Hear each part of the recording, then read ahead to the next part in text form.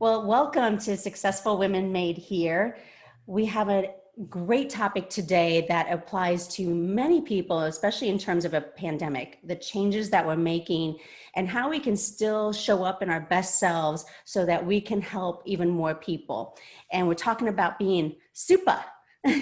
And I have the best expert today to bring on to talk about that. He's an author, lawyer, TED speaker. His name is Nate Turner and is a self-described humanity propulsion engineer.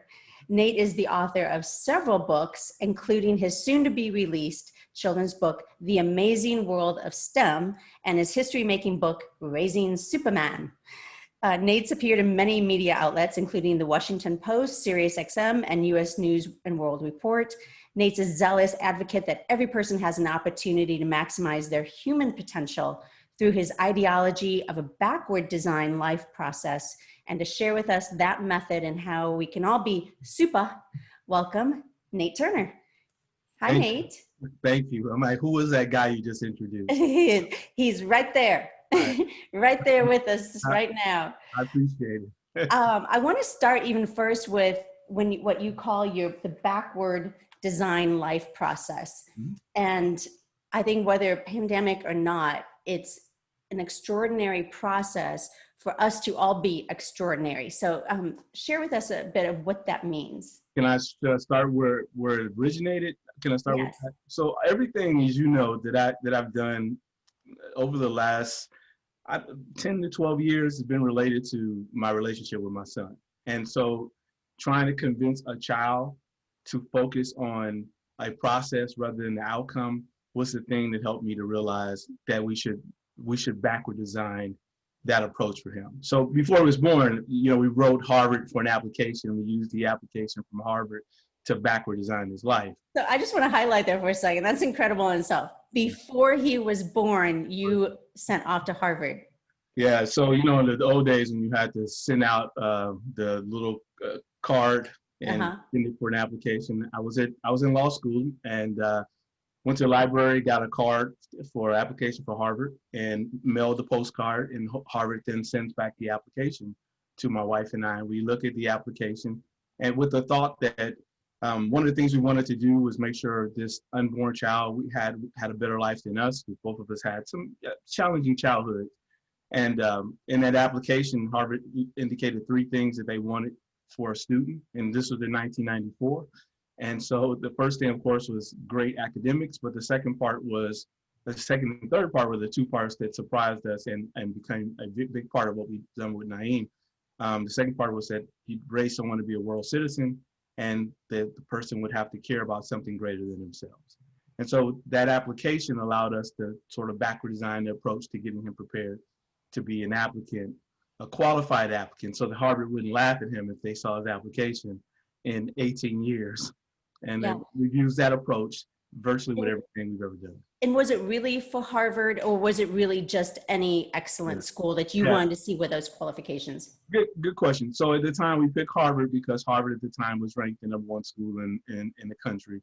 And so we figured if he could meet the standards for he or she, because we didn't know we were having, if he or she could meet the qualifications for that university, of course, then all opportunities would be available. So it was not to attend Harvard per se. It was just to make sure that the child had better options than either of my wife and I.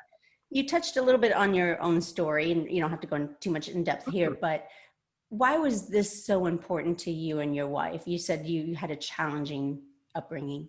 Yeah, so I when I was a high school student, I was told entering my junior year, that the best option available to me was to join the military. My high school guidance counselor, when we met and they wanted to talk to you at the beginning of the year, find out what your aspirations were, he said, I'm looking at your transcript, your best options are the military. And it was not that he thought I could be an officer and a gentleman. It was he thought the best I could do would be a grunt all of my life. So, and my father reminded me at that time too. He said, hey, in 2 years, you got to make a decision. And I said, what are you talking about? He says, you got 3 choices. You can join the military. You know how I feel about that. You can get out and get your own home and get a job, or you can go to college. And my grades were C at best, and there was no college was not something that I was even thinking of, and I had no idea how to get there. And my parents, that's not a criticism of them. They just didn't know how to help me. No one in my family had ever attended college.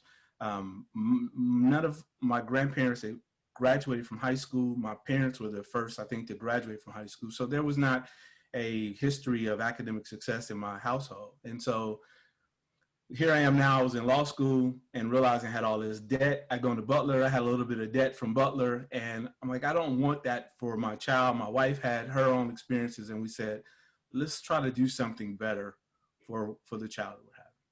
Yeah, no, I think that's a really important story. And it's interesting how the generation before us, I think a lot of times they could only see what they thought was capable for themselves, right? So they couldn't see past some of that when we talk about limiting beliefs. And I had the same thing. I can speak as a woman. I know my mom advised me to marry well, to marry a doctor specifically.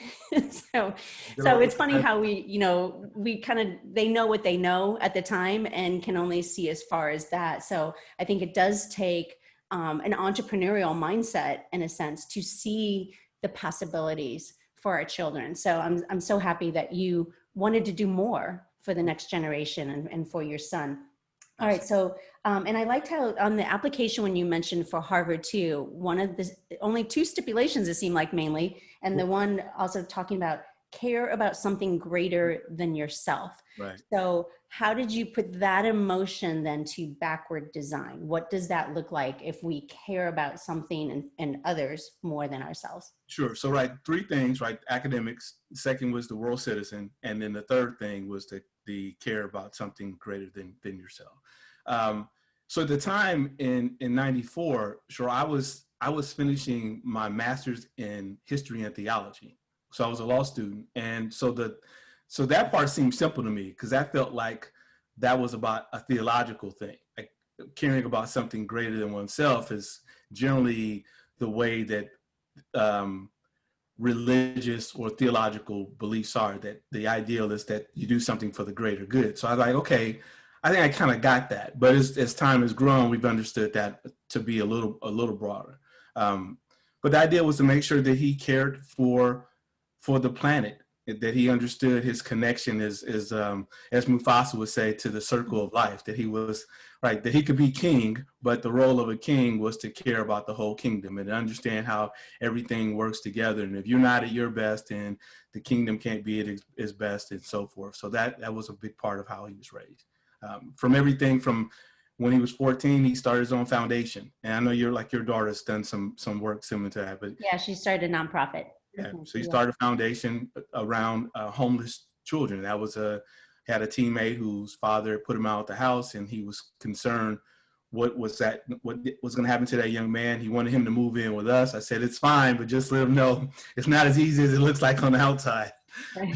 And I went to talk to the young man's father to make sure he understood that I was happy to take his son, but I didn't want to be kidnapping somebody, so I needed his permission, and I wanted the father to understand what it actually means when you give away your child. And so the young man ended up staying, but my son decided to continue his pursuit and started to understand more about teen homelessness, found out that it was, I think, the highest rate of people who are homeless in this country are teens. Wow. So he started. It's kind of like that hidden group that we just probably don't hear about. Yep. And so he decided to do work around that, and he wanted to write books and so forth. And so, yeah, he's been doing that kind of thing all his life. So, so we'll jump into the book, speaking of which, that's a good, perfect segue, but also maybe go ahead and let everybody know, they're probably wondering, did he end up at Harvard? He did not end up at Harvard. He did not even apply to Harvard, and he did not finish high school on time either. He left a year early, but he was prepared. He started high school as a seventh grader. Oh my gosh. Yeah, he met all of the academic qualifications for Harvard, but after his junior year of high school, he decided to go to Brazil and chase his dream of playing professional soccer. So there again, the backward design process came into place because I had no idea how to get a child to Brazil, but we had the backward design process to get him the opportunity to see if he could fulfill his dream. An important point here too is that you had a plan and a design, Yes. but it wasn't set in stone. No, It no, was just merely to be like a roadmap, but you can take detours. absolutely. Right? So like the thing about the plan that doesn't change, and we'll talk, I'm sure we'll hop into that, is this idea that this life that we live is temporary. We don't know when this life will come to an end. But I always tell my son that each day you're living your obituary and you're living your eulogy. And so we all have a chance on a daily basis to decide how the world will remember us. If you care about your brand, if you care about your legacy, how you live each day matters. And so part of what he wanted to do was see if he could fulfill his dream. But the larger thing is that he wants to be known as a person who chases his dreams. If his life ended today, people would know him as a young man who chases his dream, be it soccer, now be it being an engineer, etc. His life is always about dreaming and then allowing your dreams to lift you up and then chasing those dreams. Yeah. And he's doing very well. Celebrated where he went to school and where he still is at school. Now he's even in an engineering program. He's at Carnegie Mellon. He's a third year now. He's third year PhD candidate. He used to just say student, but he passed his qualifying exams in the spring. And so now he's a PhD candidate. He thinks he'll be able to finish. He hopes to be able to finish a year early. So instead of 5 years, wow, he's done it 4. Yep, it's crazy. Yep. So smart, so smart. So go ahead if you want to bring up your slides, and I know that we have some things to talk about in terms of the 4 books that you've written about. All right. I'll give you a second to do that. And even though you've done 4, they seem interrelated in terms of how we can be a better person, going after our goals with, I know, an emphasis on STEM that you and Naeem just had written as well. So I like this whole concept, and I think you guys have really you still embrace to this day, the Harvard agenda as far as blending the academics, world citizenship, and caring about the greater good over yourself. Yep. So, yeah, so let's talk about this is so perfect for successful women made here on the road to success. Yeah, let's get off that exit. I made it just for you, Cheryl. I love it. I really did. All right, so let's see. Can I get it to move? All right, so like I said, everything for us begins with who, and I touched on it a little bit, but we believe that we're all living our obituary and our eulogy today. And I know it may sound a little bit dark, but the other part of it is it's kind of exciting that you get an understanding that you get to decide how the world remembers you. And so one of the things we talk about in our household is that your who is, who did you help, who did you serve, and who knew their life mattered because of you.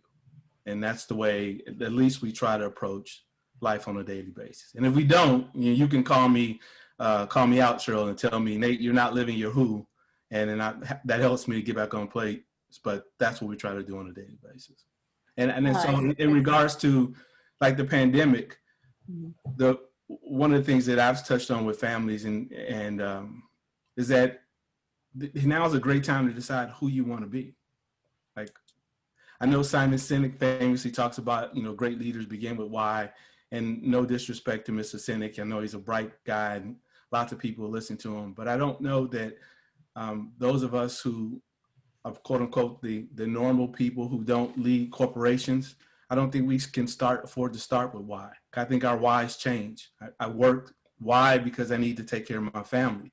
But once I retired and I'm no longer working, like then is my why would change. But who I want to be, to me, should stay the same forever. So that's I love this point that you're making, because I feel like also each morning when I wake up, I try to tell myself, or I shouldn't say try, I tell myself, how can I be a light in the world? How can I be a light to others? Or simply if it's that day to my family, or even especially to myself, how can I be a light around others to make this place a better place? Right. So that's so for us, that would be your who. It's because that's, you're helping, you're serving, and you're making other people know that their life matters. Yeah. And then, so this is the sort of backward design piece, which is to say that all things we do are done with the perspective of if the world were perfect, what would happen. So in Naeem's case, when he was 16, he said, you know, this is great what you all have done with me. but, but Dad, I'm not interested right now in going to college. I want to chase my dream of playing professional soccer. And I'm like, okay, I'm not sure what I'm supposed to do, but I've made you this promise that we would do whatever, you know, you wanted to do to fulfill your own dreams. And so now you say, well, what does that look like? And he says, if the world is perfect, I'm going to play in La Liga. I'll play in Spain in the highest league. And then you say, well, okay, well, how do you get to Spain to play in the highest league? Well, you probably would be helpful if you could speak another language. Can you speak Spanish? Oh, yes, you can. We, fortunately enough, right, we made sure you were able to speak Spanish. You actually can speak 4 languages. So we got that part covered. So what countries could you go play in where language wouldn't be a problem? And his favorite country of soccer was Brazil, which he taught himself Portuguese in 30 days. So because he understood language early on, he was able to do that. But we then had to look at how do you get to Brazil to play soccer? And then we reached out to folks who were in Brazil and hired a virtual assistant, and we did a number of things. But again, I don't want to belabor the point, but the point is to look at where you want to go, similar to what you do with your GPS. You put in a destination. The GPS tells you all of the places that you need to turn. If you get off course, it tells you to reroute. And that's the way we approach life and with school and what your profession is. That's the way I approach each day. I'll get to that in a little bit, but I have a destination that I want to get to, and I'm backward designing my own personal life. I'm not just telling other people about how to do it. I decided to stop being a hypocrite because I was telling a child, but I wasn't doing it. So now I'm doing it as well. You know what I want to point out, Nate, that I think is so remarkable that you and your wife have done with Naeem is that it never seemed like it couldn't be done.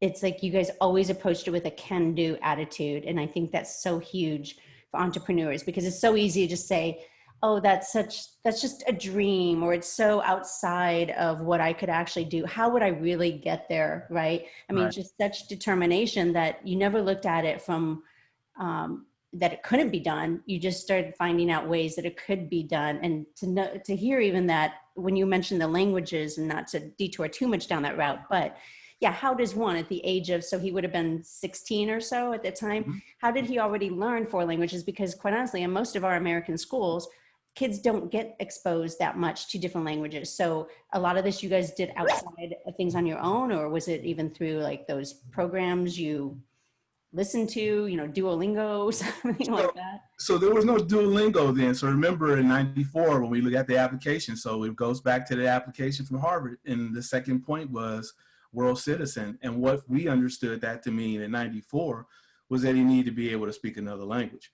So coincidentally, I worked my second year of law school. I worked for Macmillan McGraw-Hill School Publishing.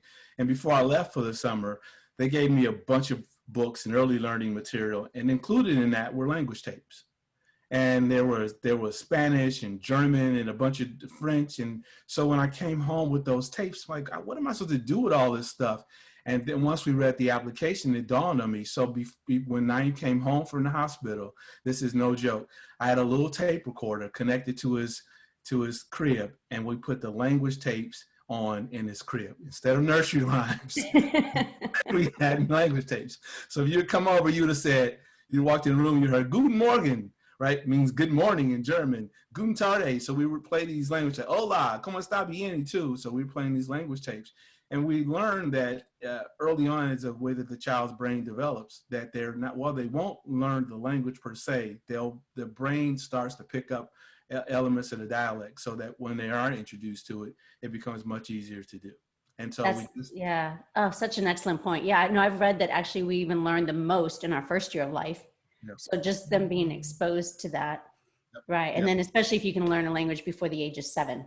Yeah. So we entered in when he was 1, and we had him at a daycare facility. His first teacher her name was Daisy, and she was a Latino. And so we would ask her to speak Spanish to him as much as possible. And she says one day, do you all speak Spanish at home? And we're like, no. She says, my baby speaks Spanish so well. And we're like, really? And well, we just could think, well, it must have been those early language tapes. We had those language tapes. We had Reader Rabbit, and the Jumpstart program, early computer programs that we had for him. Then they were both in Spanish. And so we just started introducing him to those languages. And as a 3-year-old, then we enrolled him in the International School of Indiana. And then that helped as well. That's fabulous. Okay, great. All right, so we're working our backward design. Now we have our plan that can be take another road here and there if needed, but what do we do next? All right, so as I said, then the next thing is you ask is if my life were perfect, and I call this sort of the magical 8, or this is the 8 things you do, if the various 8 facets of one's life. You ask, if my life were perfect, I would. And I have a questionnaire for this, and I can share with you. I can send it to you and share it with you, the more specific. But it's a very detailed questionnaire, and it asks like more than, well, what would you be doing if the world were perfect? Sure, your occupation would be what?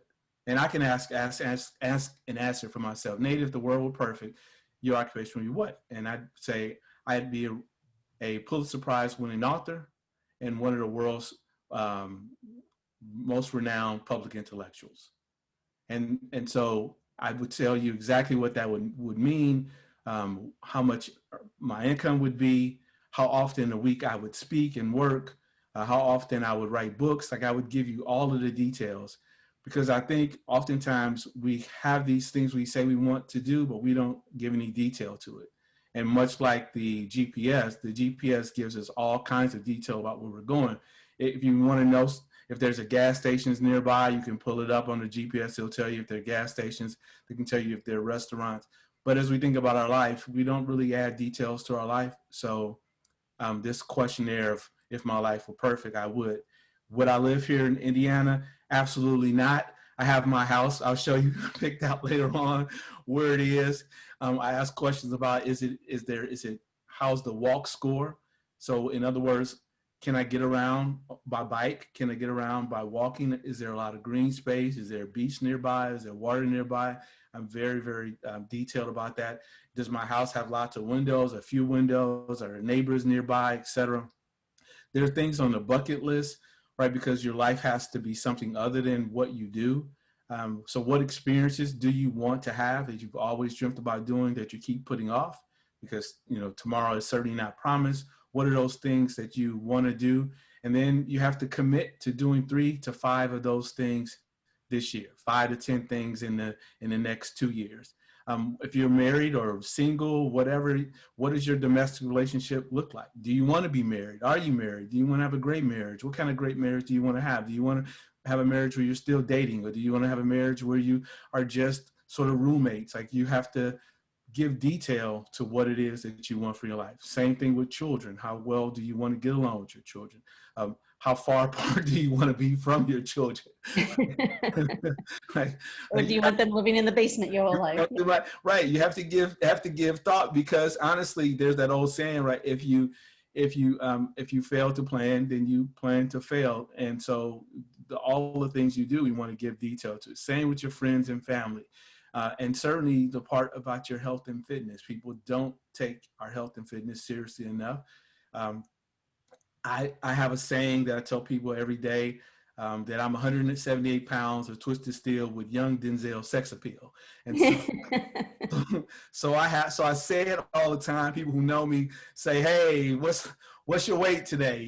What's that thing you say? And so, like, I give a real detail, and we'll talk about it later, an emotive imagery to what I want to look like, what I want my life to look like. And then the last part is, what do you want your brand and what do you want your legacy to be? And those are the kinds of things that I ask myself, and now I ask other folks to give consideration to as you start to backward design what you want out of your life. Do you revisit this yourself, like every year? I do. We'll get to the next one. I take these items and then they become a living document in terms of a vision board. And then they also become part of a mantra that I say every day. And then they also become part of the way that I journal, and I will talk about that too, how I journal for my life. So yes, I try to put those things into practice. I shouldn't say try, right? Yoda says do or do not. I put these things into practice on a daily basis. Yeah, I think this is perfect no matter what age someone is at, especially even for a couple when they decide to get engaged, that they really take a close look at this and make sure before they get married that they're really on the same page. I think that's where a lot of relationships don't work out in the end, is because they hadn't discussed some of these things You know, for the longevity. the thing is, the funny thing is when Naeem was small, the very first time we did this exercise, it wasn't exactly like this, but he was 6. And I gave him this form and I said, 10 years from now, you'll be doing what? And it was, how will you do in school? And I had him write down. And so it's funny because we look back at it to see how a 6-year-old responded. And he was 16, so nearly everything he said he would do, he actually did it. Wow. And he's so young. Yeah, I think that's, yeah. And he's already achieved so many things on the bucket list, and I'm sure that bucket list may grow and change. And every year, right? So because it became a habit, it didn't seem like when you first time you do this, it seems, well, this is ridiculous, Nate. Are you really going to ask a 6-year-old to do all this? But then when he's 16, he would say to me, well, when are we having our family retreat so we can strategize about what I'm going to do? And when he's 21, when he went off to school and as an 18-year-old, he said, I know exactly what I want to do when he came back from Brazil, because this is the kind of pattern that's been a part of his life. Now he's calling me to the carpet because I'm not reminding him to do what we're supposed to be doing. Hey, listen, in 4 years, I'm going to be done with my undergrad degree and I need to go to a PhD program. And these are the kind of programs I need to be in.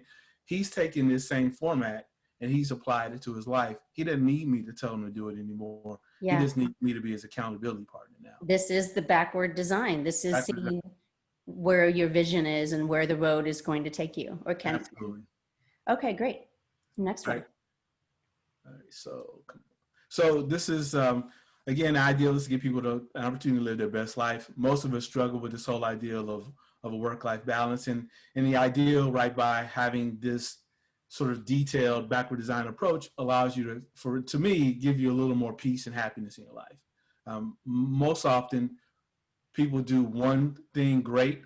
Like we believe we can have it all. We believe we can, especially men.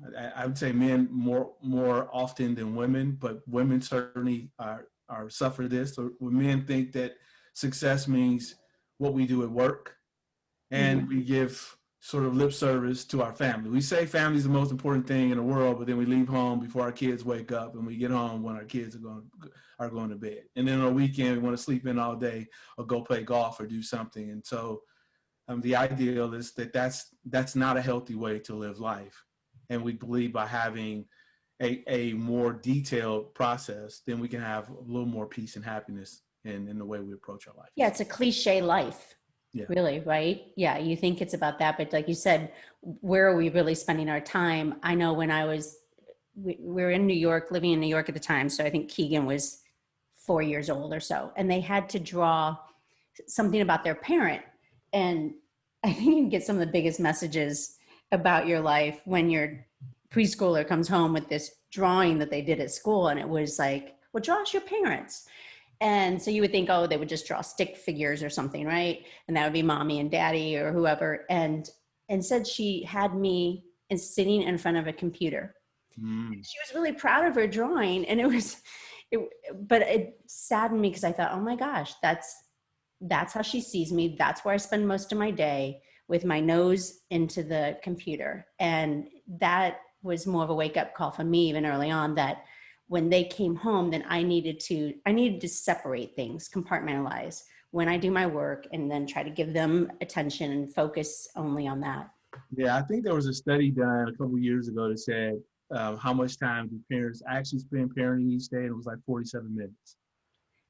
And yeah, if even that. I mean, that even would kind of surprise me. I think you're right. And we might be walking around the kitchen at the same time or something, but yeah, how much time do we really spend engaging with them? It's only a very small time. So then you say, well, then that's not balance. That's not. But how do you get balance unless you actually have a plan to be balanced? And that's sort of why we talked about those 8 things prior, being able to put those things into balance by having an ideal of what it is you want to happen in your life. Right. And balance may not always mean Oh it's no, the exact same amount in no, each of those absolutely not. buckets. Yeah. I think it's, yeah, the Yeah, no, quality. unless you're independently wealthy, you probably have to work 8 to 10 hours a day. But then, how do you find balance once you leave? Can you come home and put the work aside? Can you come home and not still be at work, like Right. reliving a bad experience, etc.? Can you come home and just be actively involved in the child's life, Right. or your Okay. spouse's life, or your own best life, right? Yeah. So what do we do next?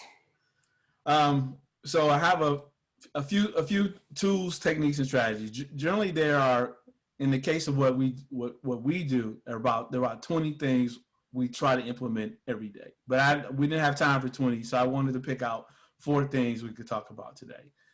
So the first one is a vision board, which I mentioned, journaling for this thing we call the farmer's way and the birds. So I'll hop right into this one. So this is a vision board, and this is my vision board. And as you can see, it's a lot of stuff. There's a lot of stuff on here, right? A lot of stuff on here, and a lot of stuff I still have yet to do. And some stuff I've actually done, and some stuff I'm doing all the time. So in the very top left-hand corner, you'll see my driver's license.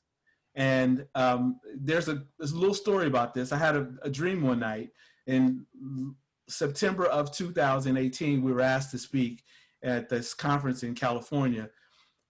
So we flew out there, and before we went, I had this dream about this house that I woke up, I opened this screen, this glass window, and I walked out onto the patio and then onto the beach. And it was odd because I don't, obviously I live in Indiana and there's no, there's no beach where I live. And so I'm like, wow, that's strange. So my wife and I were there. We gave this presentation. Naeem was there also. And we walked to Venice Beach, and I saw the house that I'd seen in my dream. And I know it sounds crazy. And so then I used Zillow to find out where we were. And that actual house was 1 Ironside Street, and it was for sale. I love stories like that. It gives me chills. So I put the house on I put that address on my California driver's license because Yeah. that's where I want to be. And Right. right, I have an expiration date to make that happen, which is by my birthday on July 15, 2025. So Mm-hmm. there you have it. But then the rest of the vision board right in the middle is I am. And it's just reminding me that I am all of these things, that Yep. is what I'm supposed to do, right? I am a guy who thinks big. I am the world's greatest dad. I am a guy who has a sense of urgency. I am a guy who makes no excuses. I'm a guy that'll be the Time Person of the Year, etc. So those are the things that are part of my vision board that I look at every day. I have a 4x6 version of it. No, 5x7 version of it on my wall down here. I have a version of it on the kitchen wall, which my wife would like me to take off. Have a version in my bathroom window. I have a version of it on background of my computer. And is it the same one, or do you update this every year? So I update it every year, but only if I accomplish something. I take something off, and the things that I haven't accomplished, of course, they stay on there. And then some things like gratitude and health is wealth and world's best dad, those things won't ever come off because Yeah, those are daily things you have to constantly keep up with. Exactly. philanthropist, getting stuff done. He doesn't say stuff, no excuses. Those things will stay on there. But this is the vision board. I think also it's nice that it's about you, and I think that's great. It's not being, sometimes we have to be selfish about ourselves, right? Like because when we're happy, then we can be a happier person to everyone else. So I think it's good that it's not about like, you're not including Naeem in this part of, oh, I'll help him become this or that, right? It's you central focused. Yeah, I mean, I borrow a little bit from an ideology of Aristotle, who believed that there was sort of 2 ways to approach life. One was that you could do it a hedonistic approach, which is to look for your own personal pursuits and pleasures, and the other one, and I may mispronounce it, but I think it's called edumanistic, which is the pursuit of virtue. And so the things on my vision board, I believe are things that help me to live a life that's more virtuous than certainly a life that things are just about me. Um, being able to be a Pulitzer Prize author means for me that I will have written something that's of value to the world and folks will benefit from it. Not that I'll just make a whole bunch of money having done it. That means that I'll write something that has some historical lifespan. So, or being focused every day is not just about me. It's just about not wasting my time so that I can be of value to people. I can help serve and make sure others matter. So yes, it's certainly about me, but certainly at the same time, trying to make sure that I do things that are in the greater good, help the greater good. Yeah, a person of value, character, yep. Integrity. Yep. Mm-hmm. Yep. Okay.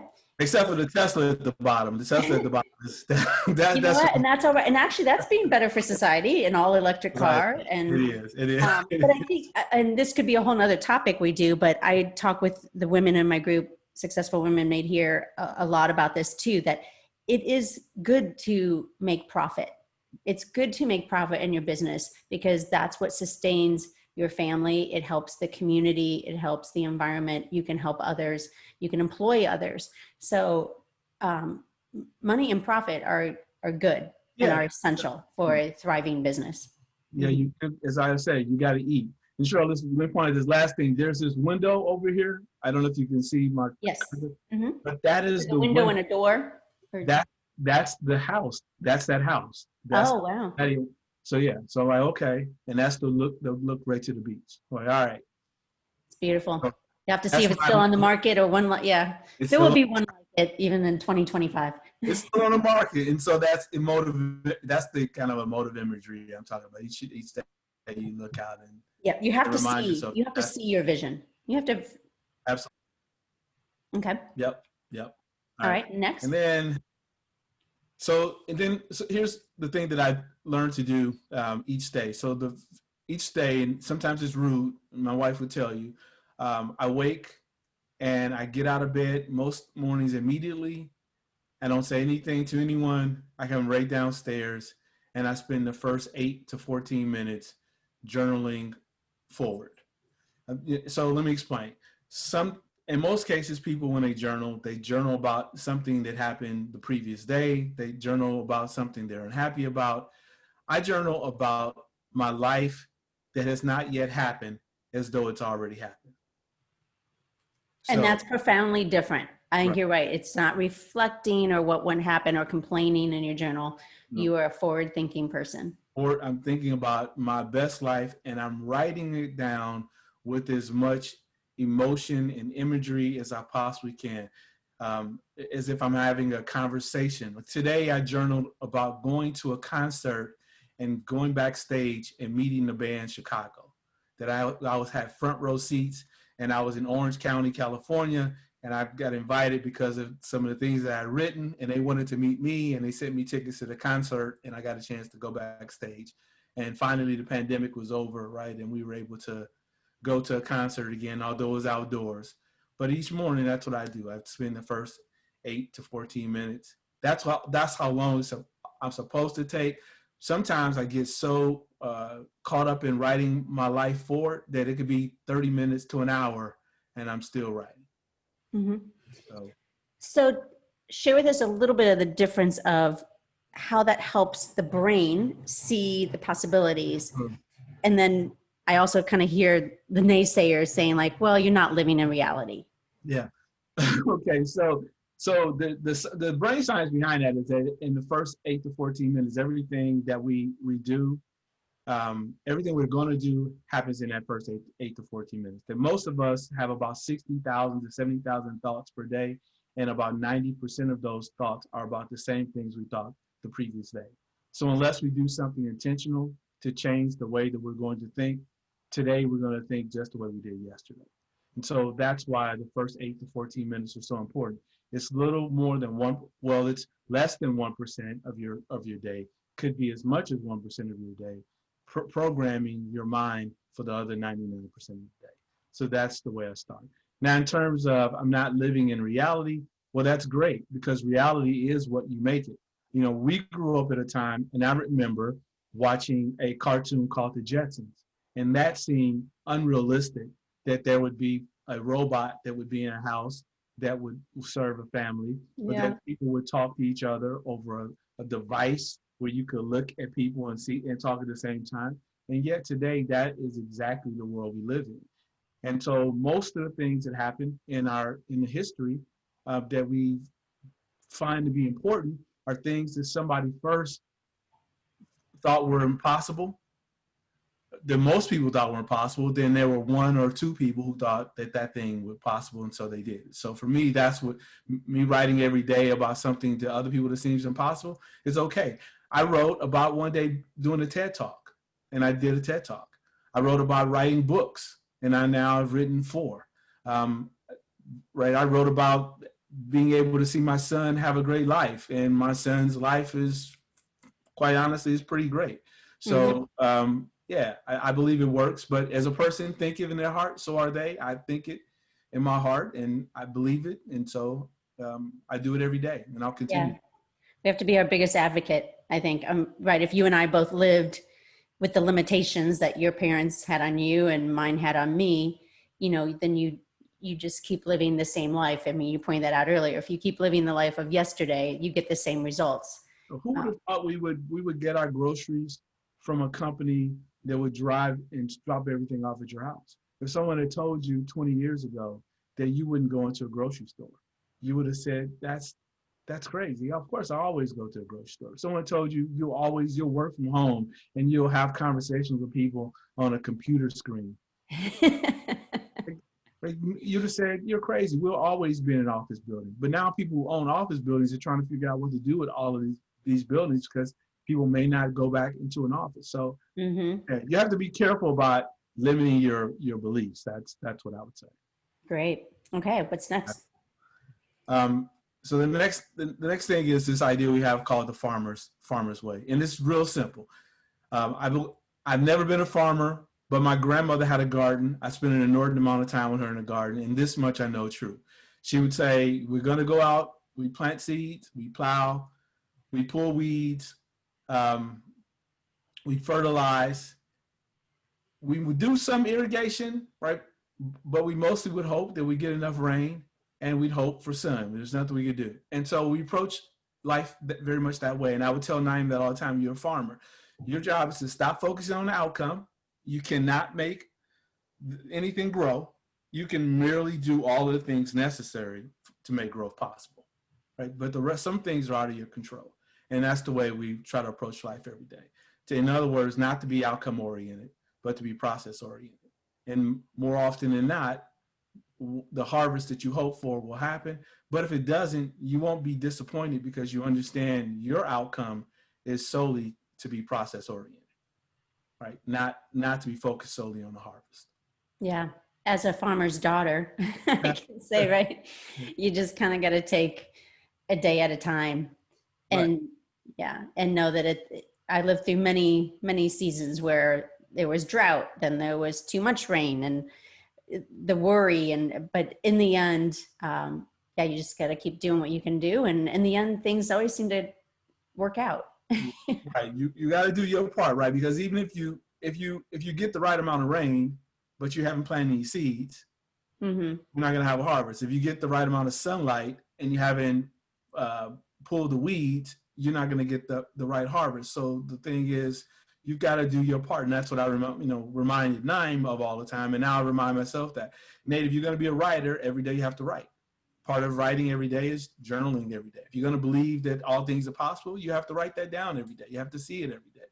If you don't, then you can't expect a harvest at any point in time. So. Yep. Great. Okay. What's next? Right. The last thing are the birds, and so I have to say that. We talk about this thing called the starting five, which is Dr. His last name is, I'm sorry, it'll come back to me. It'll come to you. In a moment. Okay. Yes, but the idea that you are the average of 5 people you spend the most time with. And so we call those the birds. And you can either choose to be with pigeons or eagles. And so we just say at all times, you should take an assessment of the people you spend your time with. Not only is it important to surround yourself with people who are good people, but it's important to surround yourself with people who want to do great things, because generally eagles only fly with eagles. And if you've ever watched eagles, rarely do you see eagles fly in bunches, that they oftentimes fly by themselves. And you have to understand that it's okay sometimes to be by yourself, to fly alone. Pigeons hang out with a lot of pigeons, and it's not usually a good sight when you see pigeons land. And so we remind ourselves that you may have to go off and do something that other people don't think is possible, but that's what eagles do.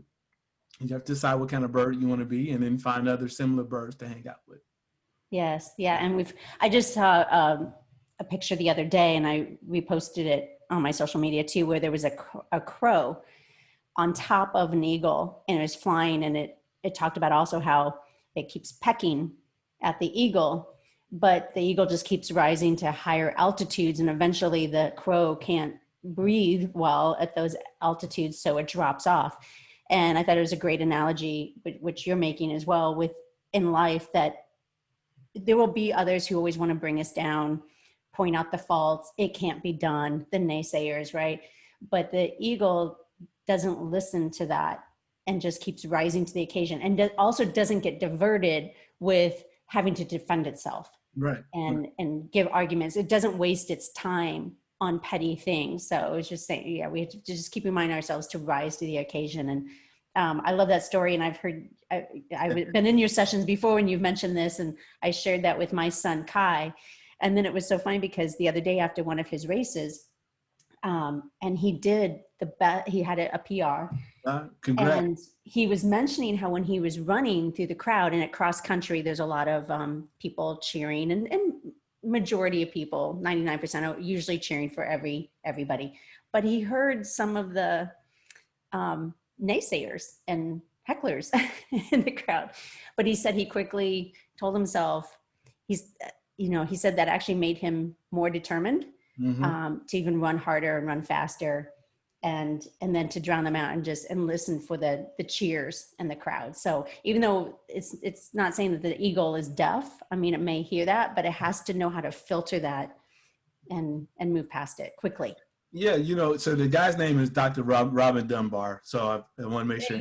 It's called Dunbar's number. And of course, it says that 40% of all that you do are spent with 5 people. So 5 people are responsible for a great majority of who you are. And so the question is, we ask kids all the time to associate with the smart kids, hang out with the smart kids, hang out with the kids who are making the good grades, etc. And then, but as adults, then we say, well, who are we hanging out with? Mm-hmm. And so just a time to take an assessment of who pours into us. And so are the people who pour into us, are they also eagles, or are they pigeons, or are we a pigeon? And maybe we need to we need to rise more to the occasion. Right.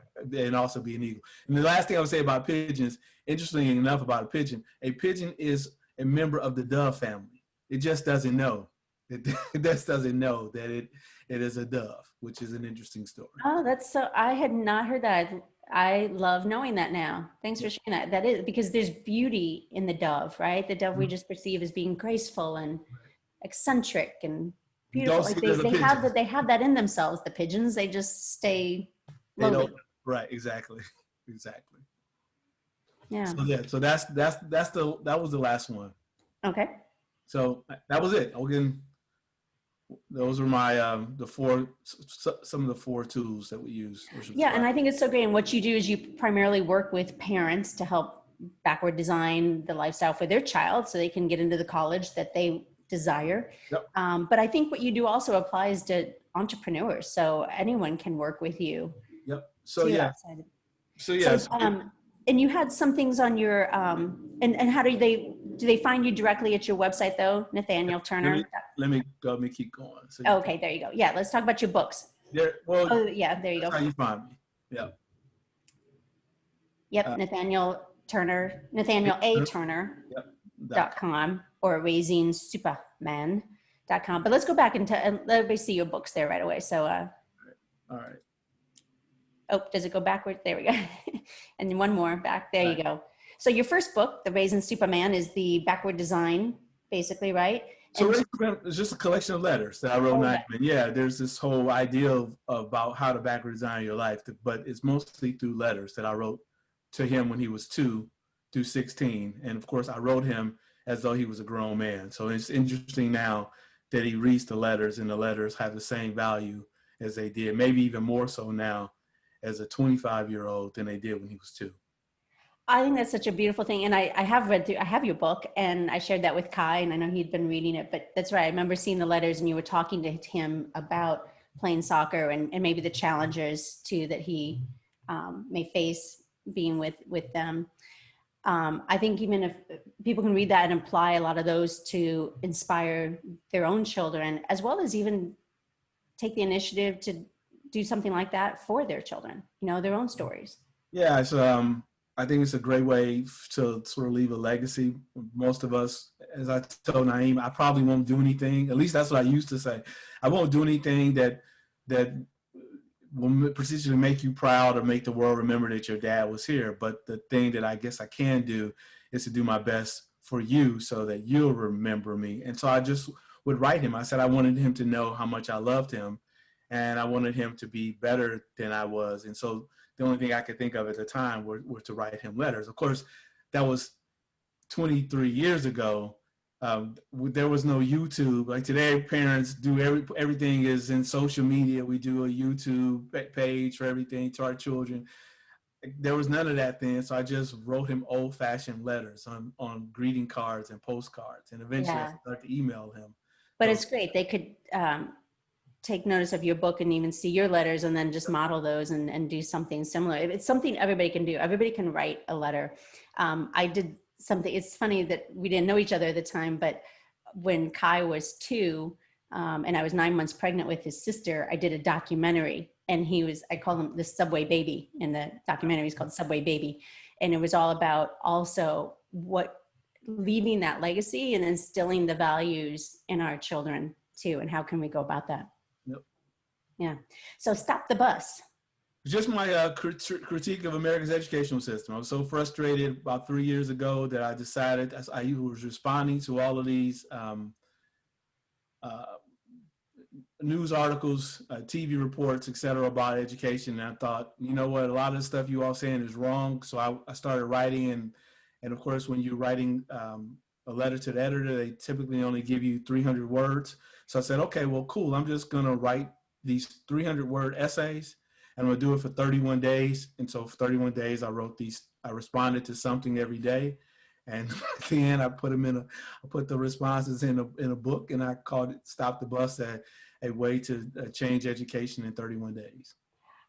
Nate, what you do, I think, is so phenomenal as far as you do things in chunks and you make it doable. I think a lot of people dream about doing a book, but it sounds so big, and you make these things happen. I mean, to say that, okay, in 31 days from now, I can have a book done, and it can be done if you just, if you broke them down into different little articles. And then it's a jungle out there. And this is actually the very first thing I wrote, but I only decided to publish it last year at Naeem's request. Lion King's my favorite movie. I've watched it more times than any adult should admit to having watched it. So many times that I started to extract lessons from the Lion King, and I started to write down the lessons, and I came up with 40 plus things that I found in the Lion King that I thought were prescriptions for great parenting. And so I wrote them down. I shared them with Naeem. He said, well, write about them. And I said, all 40? He said, absolutely not. Nobody's going to read 40 things, Dad. Just share 10 of them. So I wrote I wrote the 10 lessons, and then gave a way to bring those lessons to life in your real life. So that's it's the jungle out there. It's powerful parenting lessons, and they're based upon the story of the Lion King. Yeah, no, that's fabulous. I think a lot of people can relate to Lion King. The nice thing is it's a musical and a movie that most people have at least watched one time. And if they haven't, I've watched enough times for everybody. For everyone. Had I known, Keegan played Rafiki in that about a year ago. Oh, if I knew you were such a fan, then yeah. Anytime Lion King is show, Cheryl, you have to invite me. Yes, and I'll be the old man in the back of the room crying. Yes. Oh, I know. I love that movie. I I would have to say I saw it on Broadway years ago, and I was glad that there was a little bit of time before the lights came up, because I was at the very end, not knowing the storyline. The first time of seeing that, oh my, I was just bawling It was, of it the was, whole circle of life notion, and and that was even before I had kids. I didn't even have kids at the time, and I was just bawling. well, Latanya and I saw it, and it was the thing that convinced me I wanted to be a father, because at first I Yeah. didn't have children. Yeah. Yep. And then your most recent book, your collaboration, and I liked how even on Is the Jungle Out There, when you said Naeem gave you, now he's guiding you and giving you advice. And this was a collaboration by both of you, The Amazing World of STEM. Yep, this is something he and I have been talking about doing since 2016. We were at a conference in DC and had a book publisher approach us about a children's book and asked did we have a book for children? And I said no, because he looked at the cover of Raising Superman and he thought it was a children's book. And we said no, and we started thinking about it. And so since 2016, we've had this idea about this story, and we've been trying to find an illustrator. And we just found an illustrator during the pandemic that was willing to work with us. She lives in Baltimore, and so for the last 6 months, we worked on this, and it finally hit the stores on September 28th. So exciting. And what I'm excited about in this book for you and for everyone is especially that it's geared to people of color. And I think to show that STEM is for everyone and can be and really is the way of the future too. I mean, is where right now anyway that most jobs are coming available, and at least as far as we can see right now, there'll be a stronger workforce and availability when people know STEM. And I'm excited about this too, because I know as a woman, we always need to really encourage girls to be more interested in this as well. So I like that you're involving that, it's not exclusive. No, it's a very diverse book. We told you, as you'll see it, I'll make sure you'll get a copy of it. You'll see that virtually every page tells its own individual story. Now it's a contiguous story, but each page says something about society or the world that we'd like to see, the way we would imagine the world being, the way that this young man, Stuart Tyson Elmore Morgan, imagines the world being. A family that loves each other, a father who spends time with his child, a father who doesn't believe in these assigned roles, these gender roles, who makes his child breakfast in the morning. A mother who gets out and plays soccer with the father and the son who attends a very diverse school where all these young kids are interested in science, women who are the leaders of the community, the mayor is a woman. So yeah, it's a very, very imagined story. They live in 3D printed homes. There are no carbon driven vehicles on the street. There's all of that in the story. The way of the future. Right. Yep. Yeah. Great. Yep. So any more slides after? Oh, then there was your how to be in touch with you. That's it. Yep. Okay. Well, I'll go ahead and we'll stop. Stop share. Stop sharing. Yeah. There we go. Great. Well, that was. Thank you so much, Nate, for walking us through. Especially, I think all those were fabulous examples of how to backward design our life and be the superwoman, superman that we all have within us. That we don't have to live life as a pigeon, right? We're all eagles. We're all doves. It's there for us. We just have to be bold enough to step into it and courageous enough. And then I think also the biggest takeaway with what you exemplified so well is all these things are achievable. We just got to make them and just break them down in smaller things. If anything ever seems overwhelming, then break it down into, as you said, take only 10 steps, or do it in 30 days, or one a day, or just journal for 8 minutes. All those things are possible. We're not too busy for any one of those things to achieve what may be on our bucket list and our vision board in life. So my last question I always ask my interviewees at Successful Women Made Here is, what does success mean to you? So I would say success is temporary, and success is moldable. All right, so I can be successful right? I have a successful book, but that doesn't make me successful. It just means I had a successful event. Success for me is what happens when my time on this planet is over. And I would consider my life a success if I leave the planet better upon my departure than it was upon my arrival. That's beautiful. Well said. That's it. Well said. Well, Nate, thanks again for being a part of this interview, being a part of Success Studio within Successful Women Made Here. And if people would like to see more of these kind of interviews, be a part of our community, you can be a virtual member these days or an in-person member if you happen to live in Indiana. And you can find all that at successfulwomenmadehere.com. So Nate, again, thanks for joining us and for being such an extraordinary parent yourself. And as we mentioned, you can find him at nathanialaturner.com Thanks, or raisingsuperman.com. I appreciate it. I'll send you a book as soon as we get them. Awesome. I'm excited. All right. All right. Thank you.